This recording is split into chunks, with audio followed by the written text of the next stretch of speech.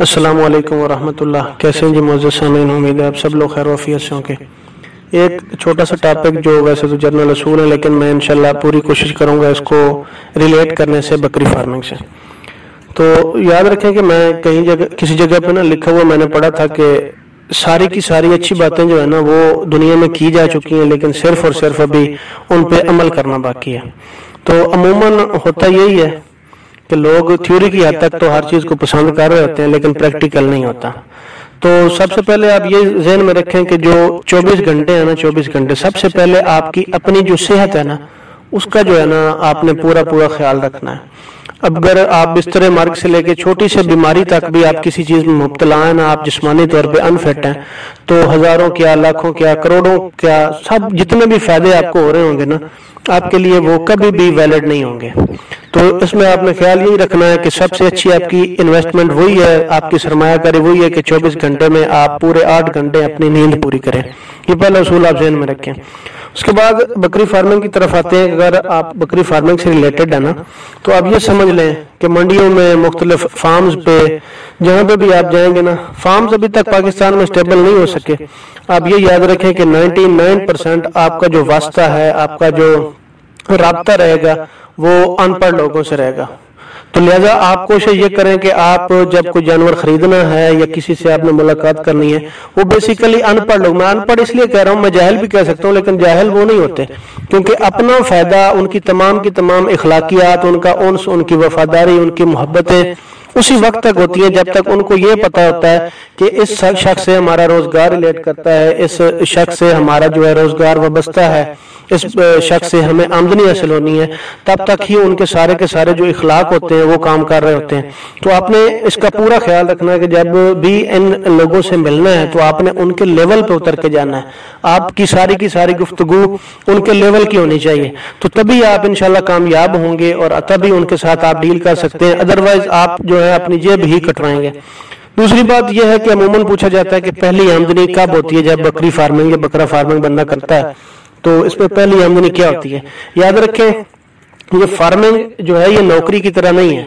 یہ فارمنگ میں آپ کو سب سے پہلے کچھ نہ کچھ لگانا پڑتا ہے. تو پہلی آمدنی جو ہوتی ہے نا آپ کی، وہ ہوتی ہے جو اپنے اللہ پاک کی عطا کردہ ان تمام صلاحیتوں کو استعمال کرتے ہوئے، اچھی بارگیننگ اپناتے ہوئے، آپ نے اپنے کیپٹل میں، آپ نے اپنے سرمایہ کاری میں نا جو آپ نے بچت کر لی، جو اچھی بارگیننگ کے اصولوں پہ چلتے ہوئے آپ نے اپنی سرمایہ کاری میں سے جو بچت کر لی ہے، آپ کی سب سے پہلی آمدنی وہ ہے. مثال کے طور پہ آپ نے ایک سوچا ہوا تھا کہ میرا جو فارم ہے وہ 10 لاکھ میں 25 بکریوں کا ایک فارم میں سیٹ کروں گا.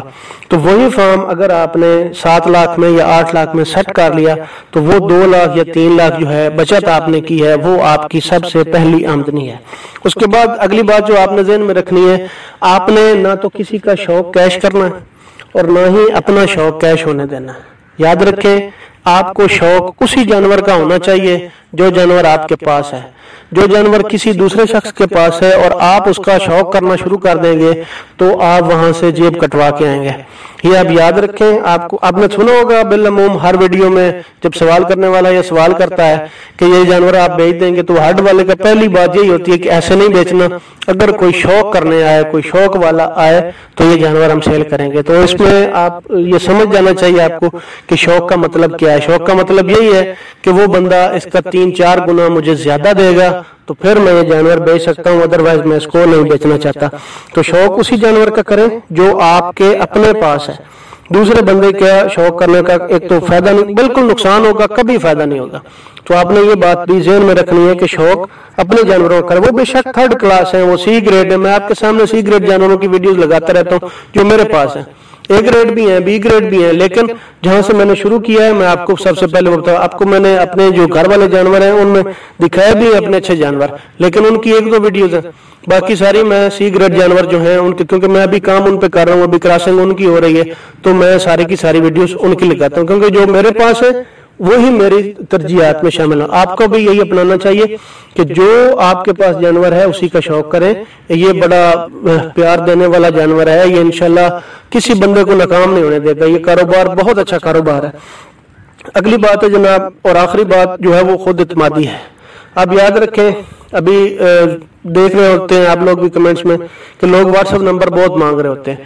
وہ مجھے پتا ہے وہ خود اعتمادی کا قتل کرنا چاہتے ہیں اپنا. ان میں اپنا خود اعتماد نہیں ہے. وہ باتیں سنتے ہیں بس وہ کہتے ہیں یہ جو بندہ ہے نا یہ خریداری بہت کم ریٹ پہ کر رہا ہے تو یہ ہمیں یا تو بکریاں خرید کے دے یا جو اس نے بکریاں خریدی ہیں وہ کچھ زیادہ منافع لے کے تھوڑا بہت ہم سمے دے دے یا ہمارے ساتھ جائے. تو میں وعدہ وہی کرتا ہوں اپنی استعداد کے مطابق جس پہ میں پہنچ سکتا ہوں. تو اس لیے میں کسی سے وعدہ کوئی کرنا ہی نہیں چاہتا. تو میں اس لیے نہ واٹس ایپ نمبر دے رہا ہوں ابھی. انشاءاللہ یہ ہوگا, سارا کام دوں گا انشاءاللہ, سب کچھ ہوگا, سارا کچھ کریں گے. لیکن پہلے آپ لوگ اپنی فارمنگ سیکھیں. فارمنگ سیکھنے کے بغیر آپ فارمنگ کر نہیں سکتے. سوال ہی پیدا نہیں ہوتا جب تک آپ مینجمنٹ نہ کرنا جانیں, جب تک آپ کے پاس جانوروں کی رہائش کا کوئی بندوبست نہ ہو, خوراک کا نہ ہو, آپ فارمنگ کر ہی نہیں سکتے. تو خود اعتمادی کی مثال سب سے جو بہترین مثال ہے نا وہ یہی ہے کہ جب سیدنا عبد الرحمن بن عوف مدینہ شریف میں ہجرت کر کے آئے نا تو سب انصار اور مہاجرین کی جو اس وقت پالیسی اللہ کے پیغمبر صلی اللہ علیہ وسلم نے جو طے کی تھی, وہ جو انصار لوگ ہیں وہ اپنے مہاجرین بھائیوں کو اپنے جو ان کے پاس دولت ہے اس کا نصف دیں گے. تو سیدنا عبد الرحمن بن عوف کے جب وہ انصار بھائی نے کہا کہ آپ مجھ سے آمدنی لے لیں میری آدھی جو میرے پاس ہے جتنی بھی دولت, تو آپ نے فرمایا ان کو دعا بھی دی کہ آپ اللہ پاک آپ کے رزق میں, آپ کی اولاد میں, آپ کی آل میں برکت دے, لیکن آپ صرف یہ کام کریں کہ مجھے آپ بازار کا راستہ بتا دیں. اور پھر دنیا نے دیکھا کہ حضرت عبد الرحمن بن عوف نے 2 درہم یا 2 ریال سے جو شروع کیا تھا اپنا کاروبار, خشک دودھ کا کاروبار انہوں نے شروع کیا تھا, تو وہ گھوڑوں کے کاروبار پہ جا کے رکا. یہ گھوڑوں کا کاروبار جو تھا یہ اس وقت رائل قسم کے لوگ کیا کرتے تھے, جو لینڈ لارڈ لوگ ہوا کرتے تھے وہ گھوڑوں کی تجارت کیا کرتے تھے. تو حضرت عبد الرحمن بن عوف نے وہ تجارت بھی کی. تو یہ کیا تھا ان کی خود اعتمادی. 2 جو درہم تھے اس سے شروع کیا انہوں نے اور گھوڑوں کی تجارت پہ لے گئے اس کو, تو وہ ان کی خود اعتمادی تھی. تو اسی طرح میرا ایک دوست تھا, اس نے کہا جناب اچھی بکری کی جو پہچان ہے وہ مجھے بتاؤ.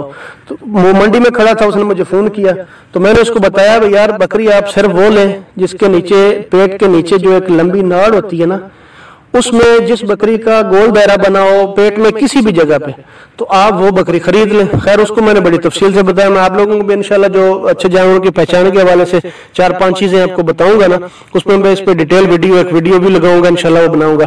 تو اس کو میں نے بتایا وہ دائرہ دیکھ کے بکری خرید لو, انشاءاللہ اس کا دودھ 2 لیٹر سے زیادہ ہوگا. اس نے پوری منڈی چھان ماری, اس کو کوئی جانور نظر نہیں آیا.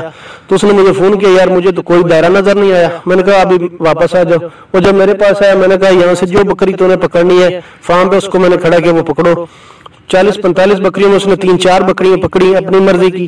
میں نے کہا ابھی ان کے دائرے دیکھو. جس جانور کو اس نے پکڑا اس کا دائرہ تھا. تو میں نے کہا یہ کیا, اس نے کہا وہاں پہ. میں نے کہا وہاں پہ بکری کوئی دائرے والی اس لیے نہیں تھی کیونکہ وہاں پہ 2 لیٹر دودھ دینے والی کوئی بکری آج آئی نہیں تھی. تو یہ کیا تھا, وہ کوئی خود اعتماد ہو کے نہیں, وہ صرف اور صرف مجھ پہ رلائے کر کے گیا تھا. وہ اگر پہلے دائرے دیکھ کے جاتا انشاءاللہ اس کو کوئی نہ کوئی جانور مل جاتا. تو آپ بھی ان باتوں کا خیال رکھا کریں. بس آج کے لیے اتنا ہی. انشاءاللہ نیکسٹ جو ہوں گے وہ بھی آپ کے ساتھ جتنے بھی چیزیں تجربات سے گزریں گی آپ لوگوں کے ساتھ شیئر کرتے رہیں گے. جزاک اللہ